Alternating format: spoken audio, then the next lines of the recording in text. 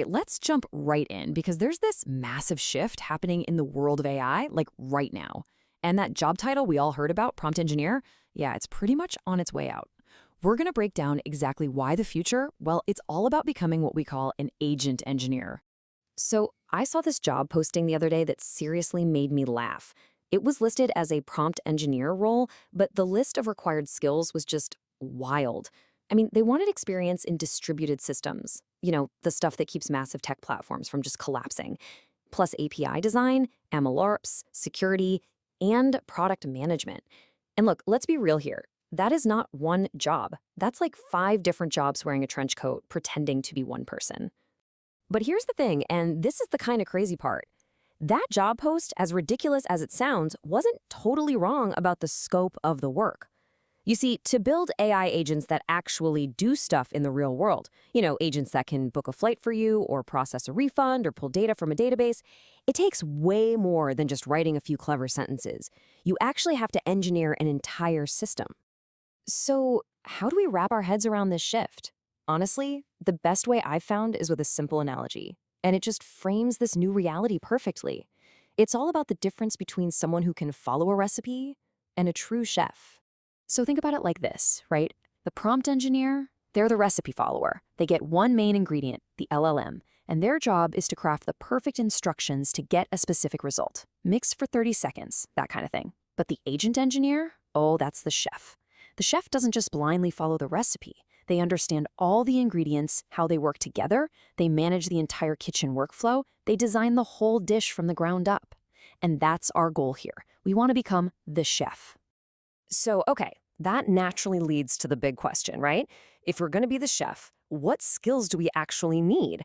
What's in that professional-grade cookbook? Well, we've basically boiled it all down to 7 essential skills. Think of this as the toolkit that really separates the hobbyists from the pros, the people who can build agents that don't just look cool in a demo, but can actually survive out there in the chaos of production. First up, and this is the foundation of everything, is system design. You have to realize that an agent isn't just one single thing. It's more like an orchestra. You've got the LLM as the conductor, making the big decisions. Then you have your tools, the different instruments executing actions. You've got databases holding the sheet music. You might even have different sections, like sub-agents. System design is the art of making that entire orchestra play in perfect harmony. And look, let's be super clear here. This is just classic back-end engineering. This isn't some brand new magical AI concept. We're talking about mapping out data flows, planning for all the weird edge cases, and, crucially, planning for when parts of the system will inevitably fail. Because they will. At the end of the day, an agent is a really complex piece of software. And just like any great software, it needs a rock-solid architecture.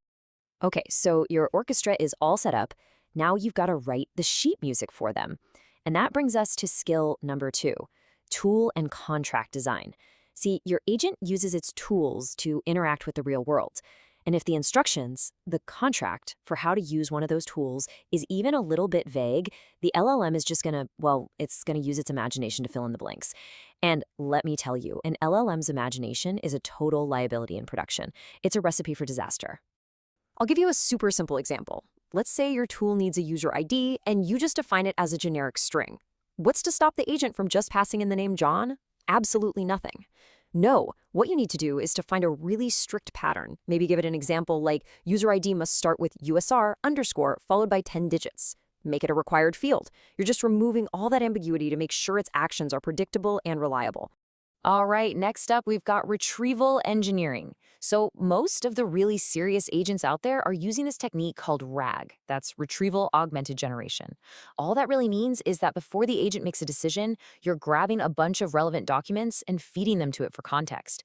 And this is so important because it gets at a core principle. The quality of the information you retrieve, that sets the absolute ceiling for how well your agent can perform, period. And this is a surprisingly deep field, It's not just a simple search. You've got to figure out the best way to chop up your documents into chunks. You have to pick the right AI models, the embedding models to actually understand the meaning of those chunks.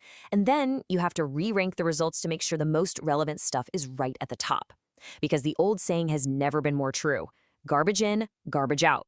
If you give the agent bad context, it's just going to give you a very confident, very wrong answer. And that flows perfectly into our fourth skill, reliability engineering. Let's just state a simple fact of life on the internet. APIs fail, networks timeouts, services go down. It happens all the time. Your agent is going to be living in this messy, unpredictable world, so you have to build it to survive. Now, the good news here is that we are not reinventing the wheel. These are solved problems. This is straight out of the classic back-end engineering playbook. We're talking about things like retry logic with exponential backoff, setting timeouts so the whole thing doesn't just hang forever, having a plan B with fallback paths, and using circuit breakers to stop one small failure from causing a catastrophic cascade. We're just taking decades of hard-won wisdom and applying it to this new world of AI agents. So, you've built a reliable system. Awesome. Now you have to defend it. Skill number 5 is absolutely critical: security and safety. You have to start thinking of your agent as a brand new attack surface, because I guarantee you, people are going to try to mess with it. They'll use things like prompt injections to try and trick it into doing things it was never, ever supposed to do. So you need to build defenses. That means rigorously validating every single input, filtering the outputs to make sure it's not saying or doing something that violates policy, and probably most important of all, you have to follow the principle of least privilege. That just means you give the agent the absolute minimum set of permissions it needs to do its job. Nothing more. You don't give it admin access if it only needs to read a file. You absolutely do not hand it the keys to the entire kingdom. Okay, skill number 6, evaluation and observability. This all boils down to one simple, unbreakable rule. You cannot improve what you cannot measure. It's that simple. Your agent is going to fail. That's a given. And when it does, you need to know exactly why.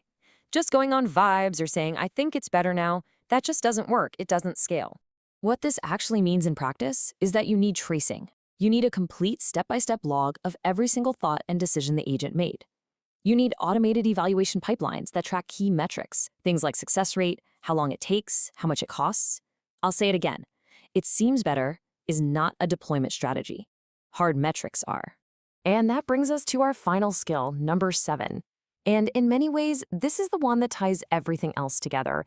It's product thinking. We have to remember why we're building these things in the first place. Agents exist to help humans.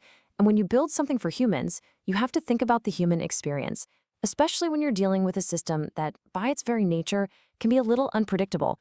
So how do you actually build trust with your users? Well, you do it by setting really clear expectations up front, by handling errors gracefully instead of just crashing.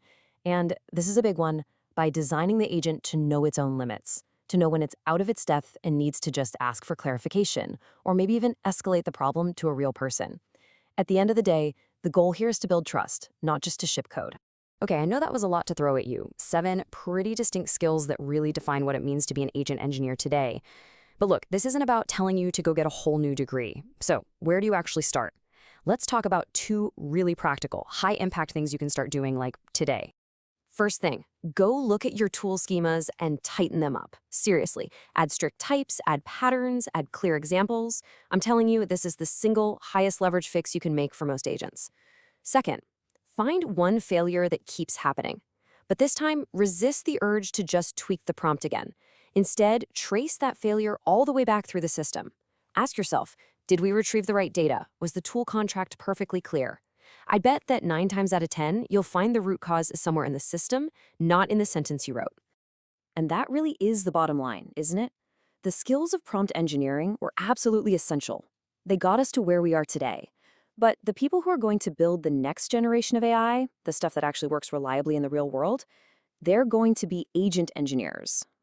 So I'll just leave you with this one question to think about. As you look at your own work, your own projects, and think about where this whole field is going, you just have to ask yourself, are you going to keep building recipes, or are you ready to become the chef?